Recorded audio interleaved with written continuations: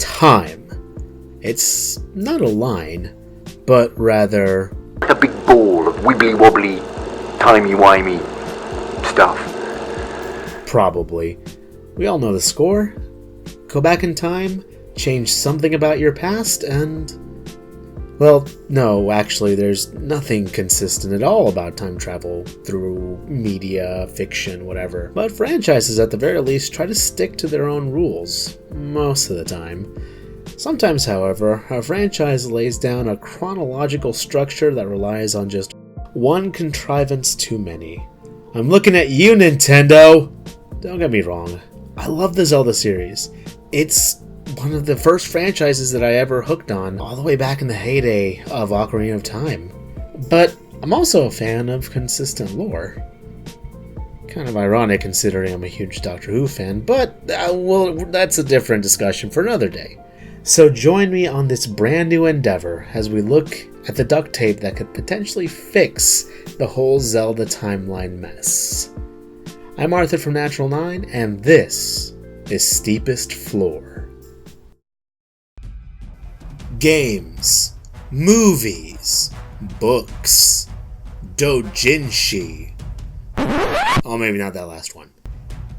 Media and fiction expect a lot from their audience, but sometimes it's too damn much. So what happens then?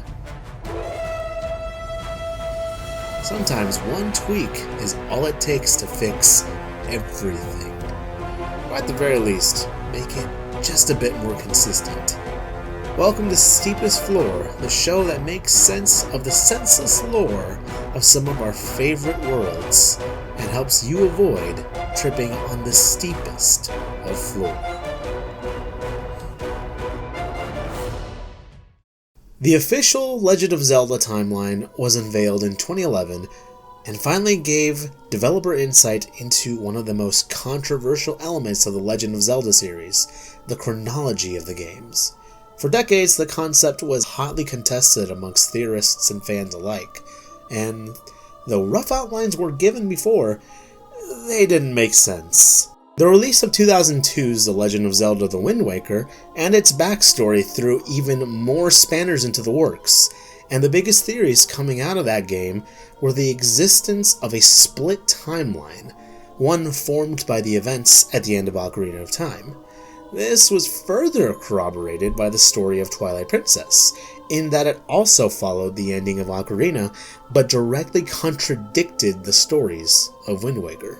Well, 2011 came around, and the Hyrule Historia was published.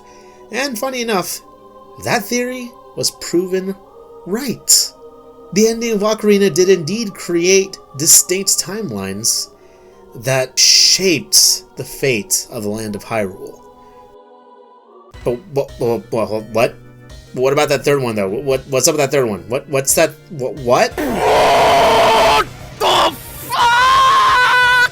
While the Hyrule Historia did confirm the existence of a split timeline, it wasn't just one split. It introduced a third timeline that would come to be known as the Downfall timeline. This timeline was born from one specific event, the downfall of the Hero of Time at the hands of Ganondorf. Then, like a pasty brown-green Thanos, the big Gerudo on campus takes the last two pieces of the Triforce for himself and becomes the true Demon King, Ganon. Zelda and the Seven Sages then take a last-ditch effort and seal Ganon away, along with the Triforce in the Sacred Realm. This, of course, led to rumors of the Triforce's power spreading like wildfire, and in time led to the events of the Imprisoning War. Time passes, and then the events of The Legend of Zelda: A Link to the Past begin. Of course, you know those. Disasters, Aghanim shows up, quells the disasters, gains favor.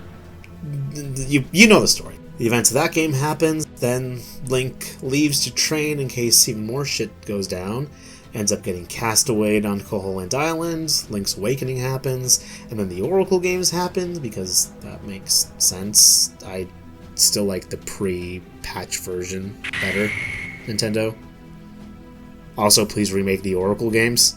And then hundreds of years pass, and then the Link Between Worlds happens, and then Triforce Heroes, I guess. I didn't actually finish that one. Then centuries and centuries happen, and then the Zelda that falls asleep, and then the original Legend of Zelda happens, and then Zelda 2 happens. And there's 2 Princess Zeldas now in that one. That's a whole different discussion. I need to parse that one out.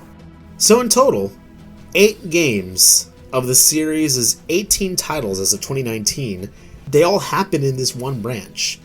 Over 44% of the series' chronology happens in what's supposed to be a what-if scenario, essentially.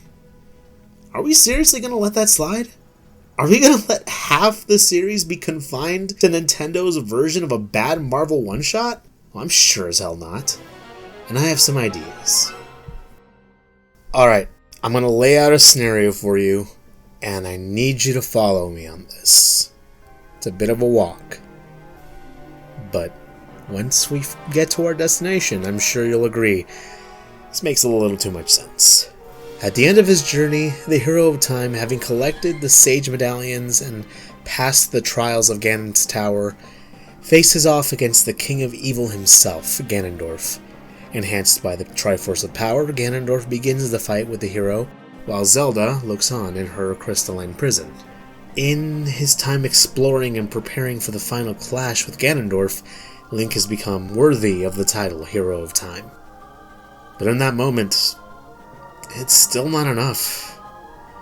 Even with an idea of his attack patterns, and even with the might of the Master Sword, Mirror Shield, and Light Arrows, Link isn't strong enough. Link is defeated. Ganondorf is victorious. Zelda, of course, trapped in that crystalline cage up until now, watches on in horror as Ganondorf plunges his blade into Link's chest, ending him for good. No fairy resurrections this time. Not knowing what to do puts Zelda into a bit of a panic. She'd been preparing for this fight for over 7 years now, both actively in her role as Sheik and behind the scenes as herself consulting with the other 6 sages. She is, after all, destined to be the leader of the sages, as the Sage of Time. Time. In a desperate attempt to fix everything, not even knowing if she'd manage it, Zelda uses her newfound temporal manipulation powers to do something simple, but crazy. She sends a message back in time to Link. She tells him the exact details of the moment of his fall, the exact maneuvers that led to his end, tells him to zig when he zagged, and tells him to use the zigzag. That's a terrible joke, that's probably not going to be in this. She knows that the message arrived, she feels it, and then she waits for things to reset, because that's how that works, right? After all, that's how it worked in the ancient times, with the reincarnated goddess Hylia and her chosen champion, with the time shift stones, right? So she waits. And she waits. And nothing changes. Ganondorf frees her from her prison, only to use his command over 2/3 of the Triforce to coax her piece, the Triforce of Wisdom, out of her soul. The 3 pieces gather. Ganondorf sheds his Gerudo form, having no need for it. Instead, he assumes the form beyond even that of the Ganon form that we know, and becomes the Demon King Ganon. The bright blue boar skin and tusks are then baffled by one last attempt from Zelda to make things right. She, along with the sages, use their powers to seal Ganon away in the Sacred Realm. Doing so meant stealing him away entirely, however, which meant stealing away the Triforce with him. Not knowing the implications of what was done, Zelda then weeps over the corpse of the fairy boy she'd conscripted all those years ago. Conscripted to a fight that he could have never won. History would move on, however, to the imprisoning war, the decline of Hyrule, the rise of Aghanim, the attempted return of Ganon, his ultimate demise, and the rest of that history. For one message, however, the flow of time flew in the opposite direction. You guessed it. Zelda pulls a Raiden to try to save the world, but doesn't quite understand how temporal mechanics work in her reality, and therefore thinks she failed. For those not in the know, at the end of the story in Mortal Kombat Armageddon, Shao Kahn, the big bad of the series, has won, and has taken control of the different realms. In an effort to change everything and get things back on track, Raiden, God of Thunder and Protector of Earthrealm, shoots his past self a message, telling the Raiden from the original Mortal Kombat that he must win. The Mortal Kombat series has since been dealing with the ramifications of this alteration to the timeline, and its initial misinterpretation, ever since. But in this case, it only serves to illustrate a similar situation, or at least the only situation in which this scenario can make any sense. This is my theory on how the downfall timeline can exist. A theory that doesn't just put nearly half the franchise down to a what if. In fact, it's simply a continuation of what I'm going to be calling the prime timeline from this point forward. So here we go. Zelda's message flies back in time and reaches Link, possibly moments before he makes the final trek up Ganon's tower. He sees a vision, understands Ganon's tactics, and then realizes the mistakes that he would make, or rather did make, in another reality. With this newfound knowledge and understanding, he enters the battle with Ganondorf.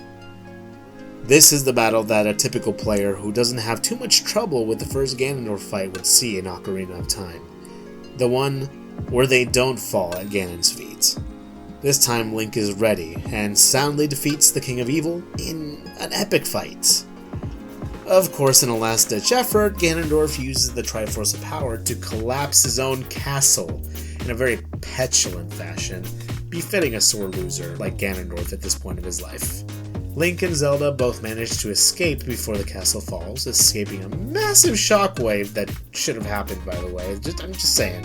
They are possibly lava food in some other reality. Anyway, they do this before realizing that Ganon is still alive, and of course, with his dying breath, Ganondorf lets the Triforce of Power unleash its full corruption upon him, creating the beast who needs no subtitle, Ganon. Link, of course, being the hero of time, defeats Ganon using the powers of the Master Sword, the assistance of Zelda and the Seven Sages, and even his good friend Navi.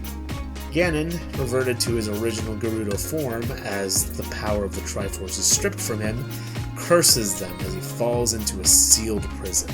In short, time is rewritten. Or rather, a new branch is created. One where the hero did not fall. I mentioned this too many times so far, so I want to mention it one more time in case you forgot. If we go with the timeline as given by Hyrule Historia, we're leaving a vast majority of the canon down to a 50-50 shot. Personally, I don't think that's fair to the stories told in those games, even those with barely any story, like the OG Zelda and Zelda 2, and it's definitely not fair to those that came after the split was theoretically created, like the Oracle games and Link Between Worlds. I don't want to judge Nintendo on their choices for the timeline, really. They never needed one, with the vast majority of these games being their own individual stories with their own charm and isolation. Trying to piece together the stories of these canons is daunting to even think about. They did their best, and what we have is pretty good. Inconsistencies can be annoying, however, which is why my idea came to life in the first place. Now, what to do about the Termina problem? Termina problem? Yeah, there's more. There's even more. After all, that's not the only split in the timeline, is it? There's one more that we have to discuss. Its ramifications, as well as the little problem that it created. That terminal problem. Well, you're just gonna have to find out a little more in the next video. Yep, more timeline shenanigans. This time all about Termina and the very nature of its existence, why it exists in the first place, and why everything there is so tied to the hero of time himself. I have an idea, and I'll share it next time. I hope you enjoyed this little theory. I've got a few others like it planned, but there are tons of inconsistencies out there that can be fixed with a little tweakums here or there. Any suggestions? Share them in the comments below, or you can find me on Twitter at HeyIt'sCena or at Natural_9. I've been Arthur from Natural9, and as the great Cabbage Man once said, don't forget to love each other, and don't worry, it's almost Thursday.